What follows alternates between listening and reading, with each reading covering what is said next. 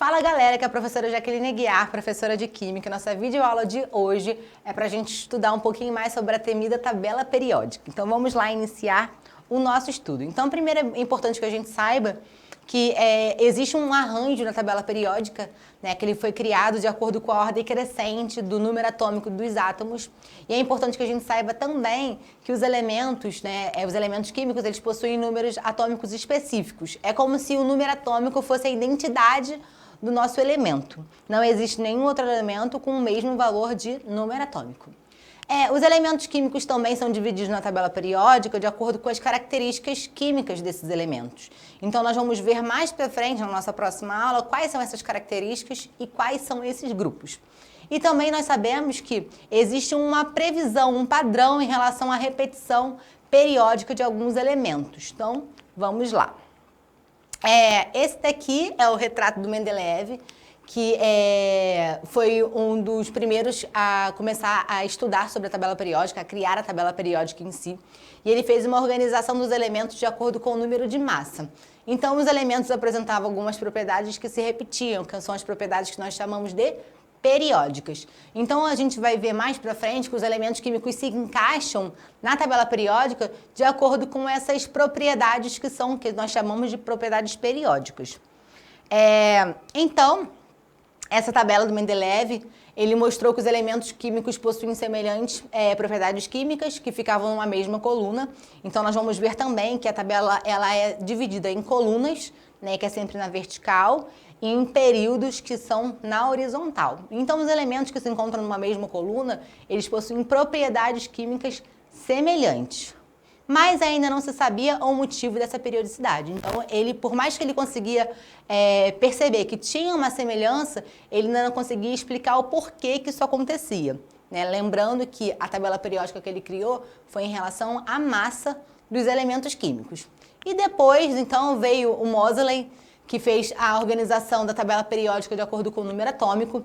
E então, quando ele criou, né, essa tabela periódica, que é a tabela periódica que usamos hoje em dia, que a tabela que foi criada, né, com uma ordem crescente desse número atômico, e ele viu que, na verdade, essa periodicidade que os átomos possuem, que os elementos possuem por conta do número atômico, especificamente por conta dos elétrons da camada de valência.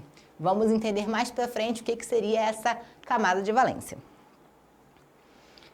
Então, os elementos com propriedades químicas semelhantes pertencem a uma mesma família, que nós também chamamos de grupos, que estão localizados numa mesma coluna, né? Sempre na vertical. Então, os elementos que se encontram na mesma família possuem sempre propriedades semelhantes. E os elementos que apresentam o mesmo número de camadas apresentam o mesmo número de períodos. Então, a nossa tabela periódica ela é dividida em colunas, né, que são as nossas famílias, sempre na vertical. E também nós temos os elementos que se encontram no mesmo período, que é na horizontal. Então, na vertical, eles possuem características semelhantes, né? O mesmo número de elétrons na camada de valência, por exemplo. Quando eles se encontram no mesmo período, eles vão apresentar o mesmo número de camadas. Lembrando que essas camadas são as camadas eletrônicas. Sabendo que o átomo ele é composto por um núcleo, que tem carga positiva e neutra, e ao redor nós temos a nossa eletrosfera, que é composta por elétrons, que é justamente a região que nós chamamos de camadas. Então, essas aqui são as camadas que existem nos nossos átomos. Existe um total de 7 camadas. E essas camadas possuem especificações, né? Possuem representações. A primeira camada é a camada K. A segunda camada, né, como possui 2 camadas, é a camada K e a camada L. A terceira camada, KLM. A quarta camada, KLMIN. A quinta camada, KLMNO. Sexta camada, KLMNOP, e a sétima camada, KLMNOPQ. E essa quantidade de camadas aqui, elas se afastam do núcleo. Então, a camada mais próxima do núcleo é a camada K, e a mais afastada do núcleo é a camada Q, tá? E a camada K, como é a mais próxima do núcleo, ela é a menos energética, e a camada Q, que é a mais afastada, é a camada mais energética. A gente viu, quando a gente estudou sobre os modelos atômicos, que os elétrons conseguem transitar entre essas camadas. Então, por isso que elétrons eles conseguem absorver, assim como conseguem também eliminar energia para que consigam transitar entre essas camadas especificadas aqui, então. Então, essa aqui é a nossa tabela periódica, que está aqui separada, no caso, em colunas, que são as nossas famílias, e em períodos. Então, vamos analisar aqui o seguinte, ó. Aqui nós temos o hidrogênio, né, começando a nossa tabela periódica, que é o meu elemento que tem o número atômico 1. Seguindo aqui, ó, no mesmo período, nós temos aqui o hélio, que tem o número atômico 2. E a tabela periódica, ela foi escrita de forma de número atômico crescente, ou seja, então esse aqui é o meu elemento 3, aqui é o 4, seguindo aqui 5, 6, 7 e em diante, tá? Então, toda vez que eu quiser analisar, localizar algum elemento na tabela periódica, eu posso localizá-lo através do número atômico, sabendo que sempre vai ser escrito na ordem crescente de número atômico. Então, essas daqui são as nossas camadas, ó. Esses daqui são os nossos períodos. Meu primeiro período é esse aqui, segundo período, terceiro, quarto, quinto, sexto e sétimo período.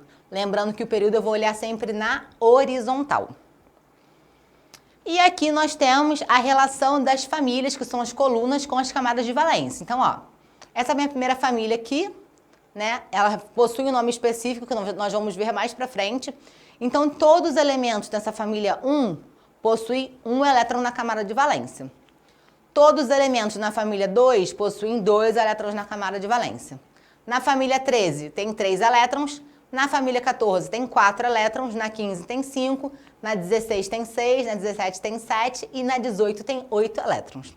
É importante que a gente saiba isso porque mais pra frente, quando a gente começar a ver sobre as ligações químicas, essa quantidade de elétrons vai ser determinante para que a gente consiga identificar qual tipo de ligação química que vai ocorrer entre os meus átomos.